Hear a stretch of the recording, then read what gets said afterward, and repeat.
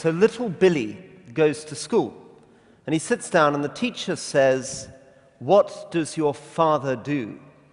And little Billy says, "My father plays the piano in an opium den." So a teacher rings up the parents and says, "Very shocking story from little Billy today. Just heard that he claimed that you play the piano in an opium den." And the father says, "I'm very sorry. Yes, it's true. I lied. But how can I tell an 8-year-old boy that his father is a politician?" Now, as a politician myself, standing in front of you, or indeed meeting any stranger anywhere in the world, when I eventually reveal the nature of my profession, they look at me as though I'm somewhere between a snake, a monkey, and an iguana. And through all of this, I feel strongly that something is going wrong. 400 years of maturing democracy, colleagues in Parliament who seem to me as individuals reasonably impressive, an increasingly educated, energetic, informed population, and yet a deep, deep sense of disappointment. My colleagues in Parliament include, in my new intake, family doctors, business people, professors, distinguished economists, historians, writers, army officers ranging from colonels down to regimental sergeant majors. All of them, however, including myself, as we walk underneath those strange stone gargoyles just down the road, feel that we become less than the sum of our parts, feel as though we have become profoundly diminished. And this isn't just a problem in Britain. It's a problem across the developing world, and in middle-income countries too. In Jamaica, for example, look at Jamaican members of Parliament, you meet them, and they're often people who are Rhodes Scholars, who've studied at Harvard or at Princeton, and yet you go down to downtown Kingston and you are looking at one of the most depressing sights that you can see in any middle-income country in the world. A dismal, depressing landscape of burnt and half-abandoned buildings. And this has been true for 30 years. And the handover in 1979, 1980, between one Jamaican leader who was the son of a Rhodes Scholar and a QC to another who'd done an economics doctorate at Harvard, over 800 people were killed in the streets in drug-related violence. 10 years ago, however, the promise of democracy seemed to be extraordinary. George W. Bush stood up in his State of the Union address in 2003 and said that democracy was the force that would beat most of the ills of the world. He said, because democratic governments respect their own people and respect their neighbors, freedom will bring peace. Distinguished academics at the same time argued that democracies had these incredible range of side benefits. They would bring prosperity, security, overcome sectarian violence, ensure that states would never again harbor terrorists. Since then, what's happened? Well, what we've seen is the creation in places like Iraq and Afghanistan of democratic systems of government which haven't had any of those side benefits. In Afghanistan, for example, we haven't just had one election or two elections. We've gone through 3 elections, presidential and parliamentary. And what do we find? Do we find a flourishing civil society, a vigorous rule of law and good security? No. What we find in Afghanistan is a judiciary that is weak and corrupt, a very limited civil society which is largely ineffective, a media which is beginning to get onto its feet, but a government that's deeply unpopular, perceived as being deeply corrupt, and security that is shocking, security that's terrible. In Pakistan, in lots of sub-Saharan Africa, again, you can see democracy and elections are compatible with corrupt governments, with states that are unstable and dangerous. And when I have conversations with people, I remember having a conversation, for example, in Iraq, with a community that asked me, whether the riot we were seeing in front of us, this was a huge mob ransacking a provincial council building, was a sign of the new democracy.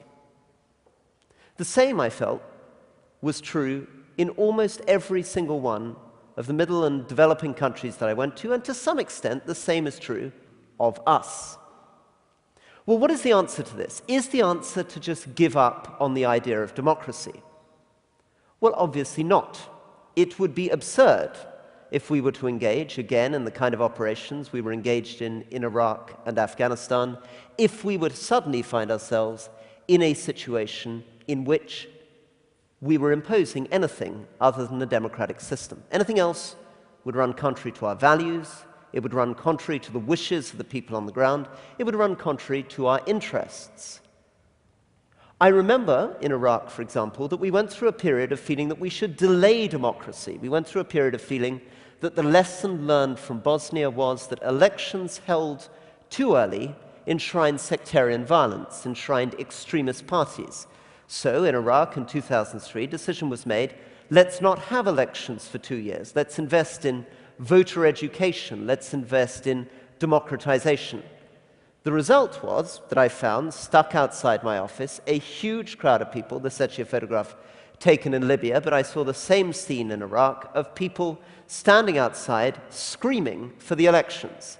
And when I went out and said, what is wrong with the interim provincial council? What is wrong with the people that we have chosen?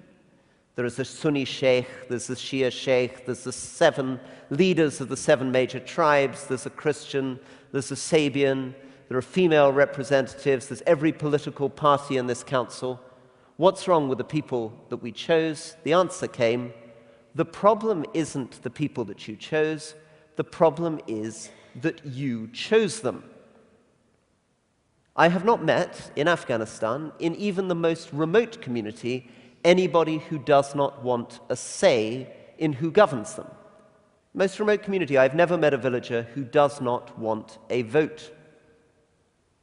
So, we need to acknowledge that despite the dubious statistics, despite the fact that 84% of people in Britain feel politics is broken, despite the fact that when I was in Iraq, we did an opinion poll in 2003 and asked people what political systems they preferred, and the answer came back that 7% wanted the United States, 5% wanted France, 3% wanted Britain, and nearly 40% wanted Dubai, which is, after all, not a democratic state at all, but a relatively prosperous minor monarchy. Democracy is a thing of value for which we should be fighting. But in order to do so, we need to get away from instrumental arguments. We need to get away from saying, democracy matters because of the other things it brings. We need to get away from feeling, in the same way, human rights matters because of the other things it brings, or women's rights matters for the other things it brings. Why should we get away from those arguments? Because they're very dangerous. If we set about saying, for example, torture is wrong because it doesn't extract good information, or we say, you need women's rights because it stimulates economic growth by doubling the size of the workforce, you leave yourself open to a position where the government in North Korea can turn around and say, well, actually, we're having a lot of success extracting good information with our torture at the moment. Or the government of Saudi Arabia to say, well, our economic growth's okay, thank you very much, considerably better than yours, so maybe we don't need to go ahead with this program on women's rights. The point about democracy is not instrumental. It's not about the things that it brings.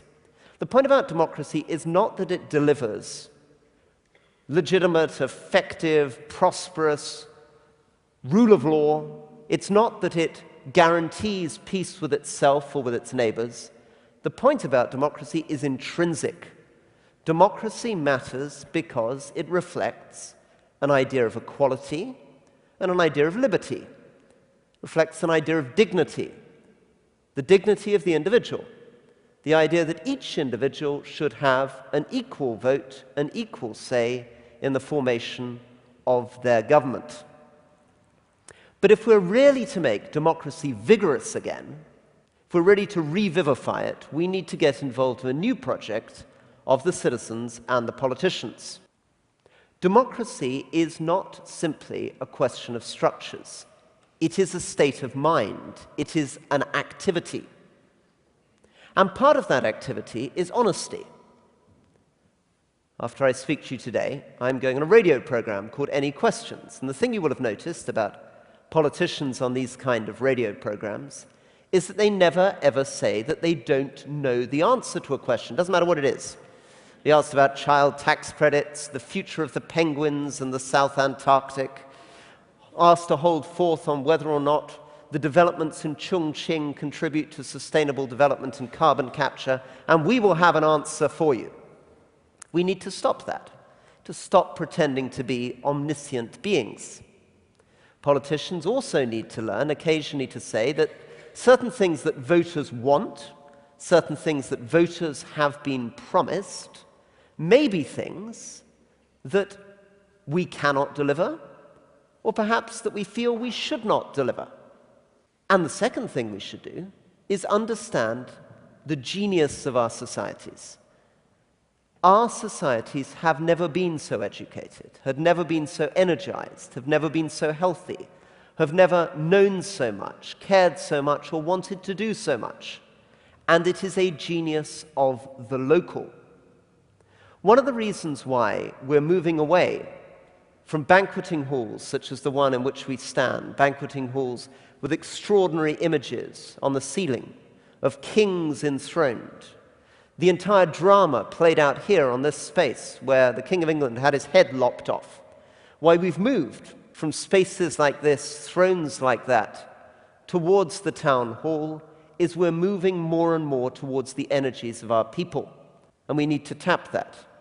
That can mean different things in different countries. In Britain, it could mean looking to the French, learning from the French, getting directly elected mayors in place in a French commune system.